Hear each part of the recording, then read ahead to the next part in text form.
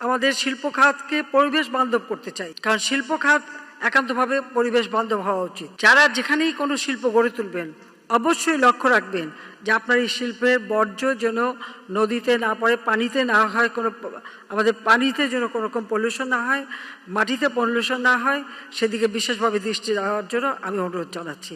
কারণ আমাদের দেশের আসলে জনসংখ্যার দিক থেকে ভৌগোলিক সীমারেখায় অত্যন্ত ছোট, জনসংখ্যার দিক থেকে বড়। সেই ক্ষেত্রে আমাদের নিজেদের দেশের পরিবেশ, নিজেদের দেশের সব কিছু অত্যন্ত পরিকল্পিতভাবে হওয়া উচিত, স্বাস্থ্যসম্মত হওয়া উচিত, সাথে সাথে জলবায়ুর অভিঘাত থেকে যেন আমরা ক্ষতিগ্রস্ত না হই সেদিকে সকলকে দৃষ্টি দিতে হবে। শিল্প আমাদের গড়ে তুলতে হবে, কিন্তু শিল্প বর্জ্য ব্যবস্থাপনা অবশ্যই সকলকে করতে হবে এবং সেটা মেনে নিতে হবে।